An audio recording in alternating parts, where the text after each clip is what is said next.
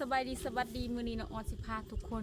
ไปหล่อบ้านปลาลายเนาะบ้านปลาลายผู้น้องออนก็อบฟิวอย่างนี้เนาะย่านลำเนาะทุกคนมีน้องออนสิพาทุกคนหล่อบ้านปลาลายเนาะบ้านที่มีคนอาศัยอยู่ตามหิมห้วยน้ำลังน้อยๆเนาะเขาเจ้าก็ไปไทยไปทำงานอยู่ไทยเงียบเงาเนาะเฮากายเฮาขี่รถกายมากก็เป็นตะยานเนาะทุกคนข้างล่างนี่ก็มีเกียนเนาะน้องออนก็บริษัทมือมีขี่รถจักรมาเนาะกับลานเนาะมาทำกัน2-3 คนเนาะข้างล่างมีเกียนแบบว่าล้นแต่ข้านยังน้อยน้องอ่อนก็ยังจือเนาะพอพาขี่เกียนตั้งแต่ข้าวซ้ำหา6 ปีเนาะก็ยังได้ขี่เกียนเนาะไปให้ไปหน้านี่ก็ยังย่างเนาะมีแต่บ้านปลาลายนี่ยังย่างอยู่เนาะบ้านนี่เขาเจ้าก็ส่วนลายชนบททางลาวนี่มักไปทำงานอยู่พังไทยเนาะเพราะว่าไปทำงานพังไทยประมาณ4-5 ปี6-7 ปีก็ได้เฮือนเป็นรังเลยรถจักรหรือรถมอเตอร์ไซค์มาไว้ขี่ในรถไถนาเนาะก็เลยฮิตกันไปไทยเนาะเหตุผลนี้เนาะเดี๋ยวน้องออนสิพาทุกคนไปเลาะเบิ่งบ้านอีกบ้านหนึ่งไก่กับบ้านน้องออนซาวเราแต่กับบ่ไก่เนาะไก่นำประมาณ20 กิโลเนาะขี่รถเพื่อสิมาฮอดแต่ว่าบ้านนี้สิแม่นอยู่กลางป่าเลยเนาะบ่มีบ้านอื่นติดเพียงมีแต่บ้านเขาอยู่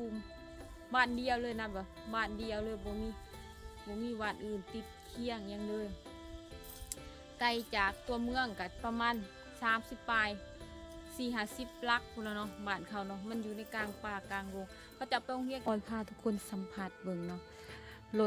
รถตะกี้เนาะเอางัวเกียนเนาะใส่เนาะตะกี้เพื่อนน้องออนก็มีงัวเกียนคู่หนึ่งแต่ข้ายังน้อยน้องออนก็จื้อเป็นความพันเนาะก็เอางัวเกียนใส่อยู่หันเนาะแล้วก็แก่เข่าแก่อันนี้ออกเมื่อให้เมื่อหน้าเนาะขี่ไปงัวเกียนพาไปเนาะทุกคนนะถึงมันสิละสมัยเขาเจ้าก็ยังเก็บรักษาไว้อยู่นะทุกคนทิ้งไว้เขาเอาเหล็กตามไว้เนาะเฉพาะแบบว่าไปสบายเนาะกับไปแต่อีต้นนงัวเนาะคือสินักขนาดเนาะผ่านงัวสูนักเกียนก็ยังว่าพ่อมานักคนขี่เครื่องใส่จนเตรียมแต่อีต้นเนาะสัตว์ตะกี้แต่ว่าสัตว์เดียวนี่บริเหตุเอียงเนาะกินยาแล้วก็ขี่ออกหมดเท่านั้น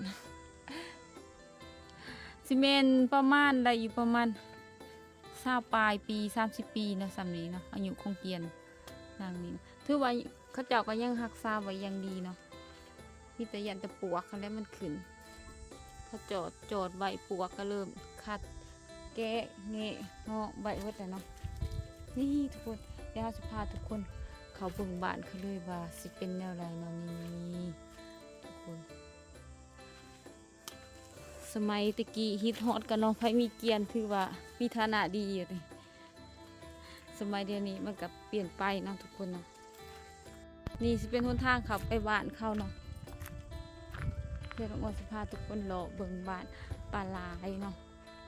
นี่เขาเจ้าก็ออกมาอยู่นอกแน่เนาะนี่เนาะทุกคนเขาหอดบ้านเขาเลยจะเบิ่งทุกคนเฮือนมีตารางเพื่อนตามชนบทเนาะเอกลักษณ์ของตามชนบทเป็นหัวใหม่สังไพ่เนาะคำว่าเป็นคนมีเงินอีดีเนาะเขาเจ้าก็ครึ่งนึงกับไปเทเวียกอยู่ไทยเน่บางคนกับไปบางคนกับบ่ไปเนาะบ้านเขาเลยน้องมันพาเลาะเบิ่งเด้อ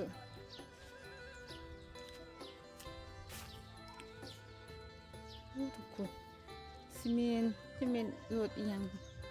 แต่ซีเมนแต่ข้าวพลังถิ่มใบพนรถคันนี้เนาะต้นบุบุวรถอีหยัง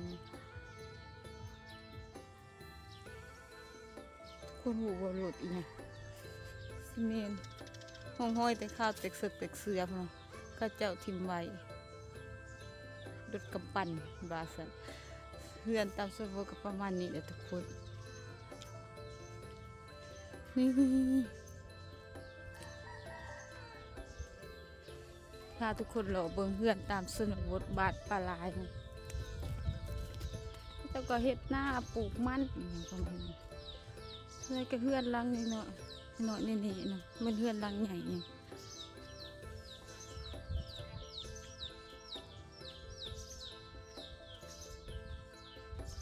ขอกเป็ดขอกไก่เขาเนาะ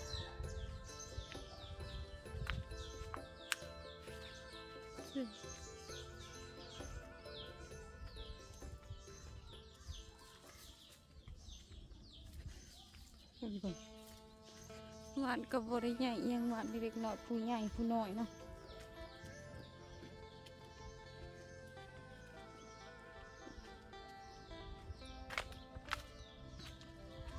อาชีพก็จะเป็นหลักเป็นปลูกมันสับปะหลัง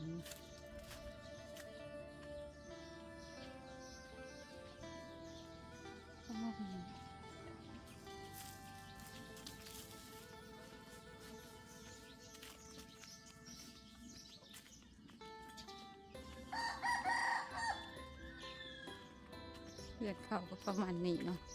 ถ้าทุกคนเราเบิ่งตามส่วนระบบก็จะกระตรงน้ำฝนเอียงกินต้นพัก